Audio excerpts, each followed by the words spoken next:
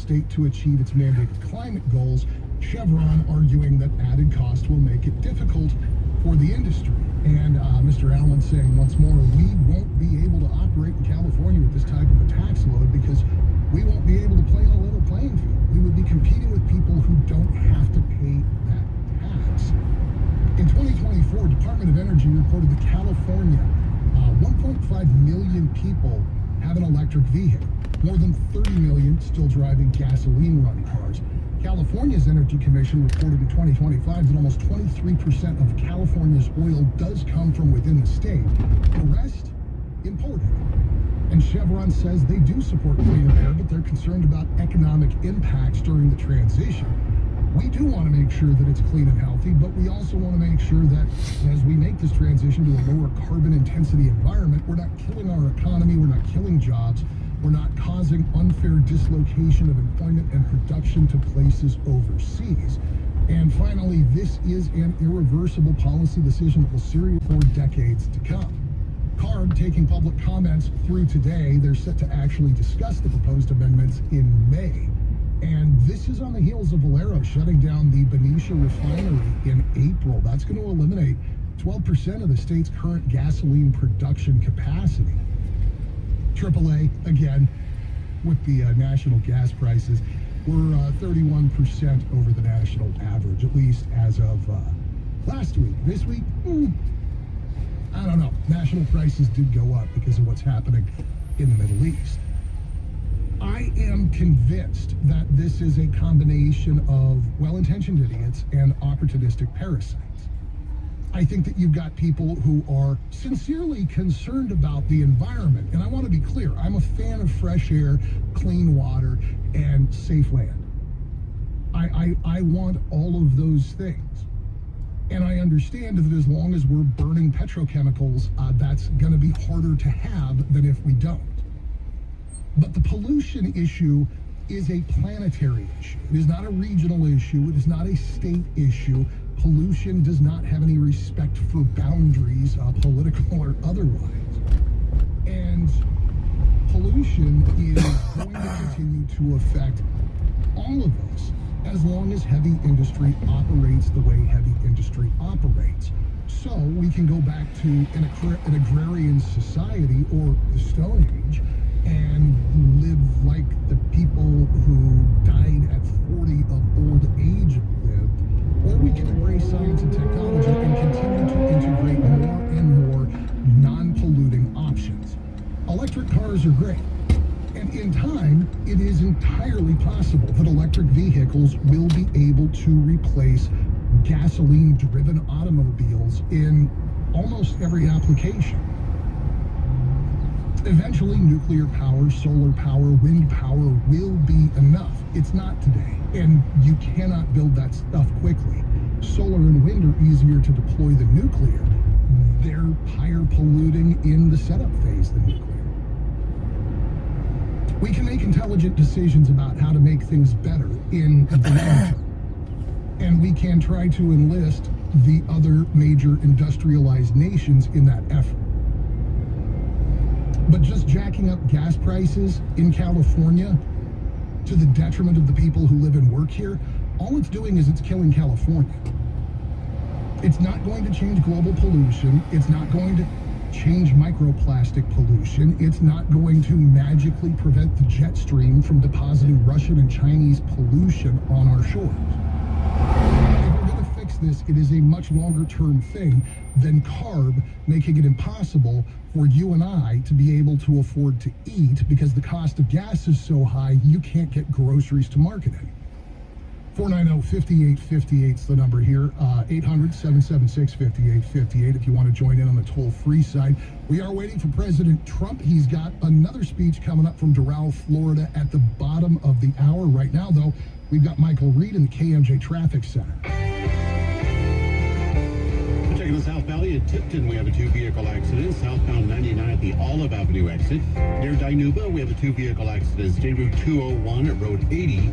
And just west of Fresno, we have a two-vehicle accident at Shields and West Lawn Avenues. I'm Michael Reed, KMJ Traffic.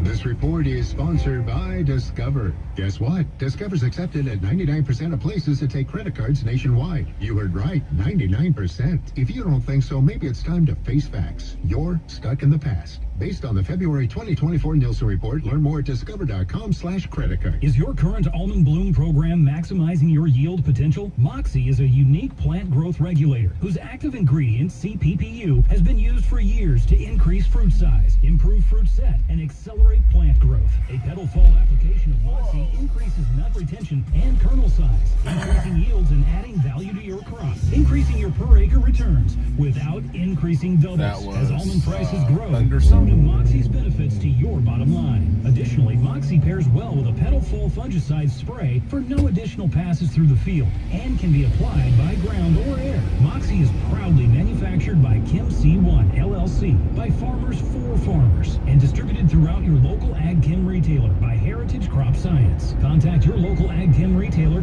or Alexis Carranza with Heritage Crop Science at 559-246-7450. Chem C1 LLC, the CPPU company. Moxie is a registered trademark of Chem Z Incorporated. Always read and follow label instructions. And now the Mental Health Minute with Kingsview CEO Amanda Nugent.